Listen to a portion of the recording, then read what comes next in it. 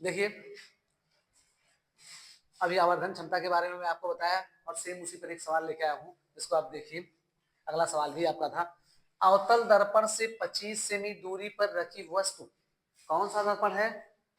अवतल दर्पण है, ठीक है। तो अवतल दर्पण में हम जानते हैं प्रतिबिंब कहाँ बनता है, वास्तविक बनता है और हर बार मुख्य अक्ष के नीचे बनता है, हर बार मुख्य अक्ष के नीचे प्रतिबिंब बना है, ठीक है। सिर्फ एक स्थिति ऐसी होती है जब मुख्य अक्ष के ऊपर बनता है, तब प्रतिबिंब कैसा होता है, हो जाता है अवतल दर्पण का आभासी प्रतिबिंब हो जाता है। कैसा प्रतिबिंब हो जाता है? आभासी प्रतिबिंब। तो यहाँ हमसे कहा है अवतल दर्पण में 25 सेमी दूरी पर रखी वस्तु, यानी u बराबर -25 सेमी,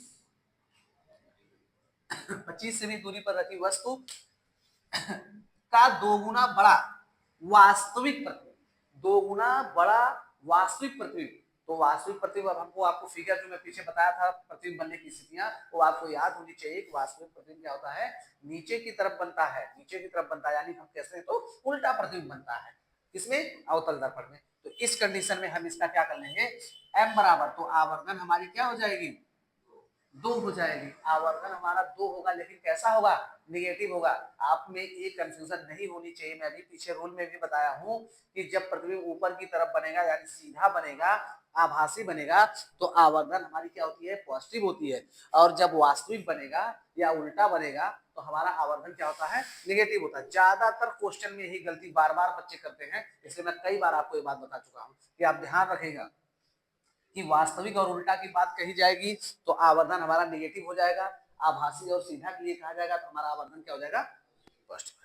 अब हम, तो प्रतिबिंब बनता है तो दर्पण की फोकस दूरी हमको क्या ज्ञात करना है, एफ ज्ञात करना है। क्या ज्ञात करना है, एफ ज्ञात करना है। तो आवर्धन का फार्मूला हम लोग जानते हैं, एम बराबर -v बटा यू के, -v बटा यू के। एम का मान हमको पता है -2, v का मान हमको पता नहीं है, u का मान हमको पता है -25, ठीक है। ये जो माइनस लगा है फार्मूले से है, इसका ध्यान दीजिएगा। ऐसा नहीं कि v का माइनस है, इस बात को आप ध्यान दीजिएगा, v का माइनस नहीं है, बार बार गलतियां होती हैं। ये v का माइनस नहीं है, इसको ध्यान रखिएगा, ये फार्मूले का माइनस है। हम इसको यहाँ बराबर सामने लगा देते हैं, ठीक है, बराबर के सामने लगा देते हैं, आपको थोड़ा सा कंफ्यूजन दूर रहेगी। आप लेकिन ध्यान दीजिएगा हमेशा कि ये v का नहीं है, ठीक है। अभी v के माइनस का हम लोग यूज करेंगे, तो ये माइनस और माइनस चला गया हमारे पास, ठीक है। अब हमारे पास बचा क्या, देख लेते हैं इधर ही, v इधर चला जाएगा, यानी हो जाएगा 50, -2 बराबर v बटा 25 के, तो 25 दूना 50, v बराबर -50, v बराबर -50 के। अब यहाँ दो बातें होती हैं जो आप में आपसे गलतियां करा सकती हैं। गलतियां कराने का कारण सबसे पहला है कि हम अवतल दर्पण देख रहे हैं, तो अवतल दर्पण में v का मान हमको पता चल गया कितना है भाई, क्या बोलते हैं, -50 सेमी, -50 सेमी हमको इसका मान पता चल चुका है। तो अब इस वैल्यू को हम क्या कर देंगे, उसमें पुट कर देंगे, तो हमारे पास फार्मूला हो जाएगा 1/f बराबर 1/v माइनस 1/u के, 1/v माइनस 1/u के।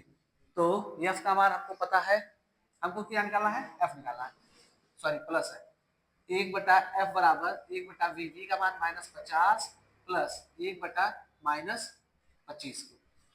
50 और 25 का एलसीएम निकालिए आप लोग फटाक से, देखिए 2 मिनट के लिए।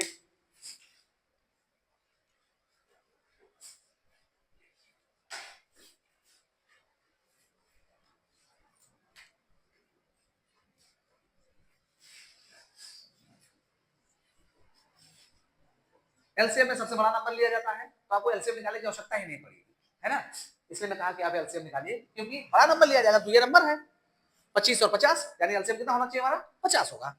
तो एलसीएम निकालने की आवश्यकता ही नहीं पड़ती है, एलसीएम में बड़ा नंबर लिया जाएगा, यानी 50 इसका एलसीएम हो जाएगा, 50 एकम 50 -1, माइनस प्लस का गुणा माइनस, है ना, माइनस प्लस का गुणा माइनस, 25 गुना 50, यानी 1/f बराबर -3/50 के, है ना। फिर ये गुणा हो जाएगा, इधर चला जाएगा, इधर चला जाएगा, यानी -3f बराबर 50 के।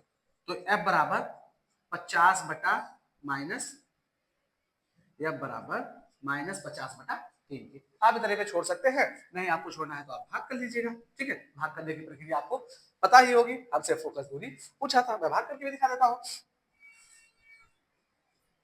3 एक कम 3, 2 बचा 0, 3 छक 18, 2 बचा दशमलव लगा के 0, 6 6, ऐसे बार बार आता रहेगा। तो हम इसको काट के आगे लिख सकते हैं यहाँ करके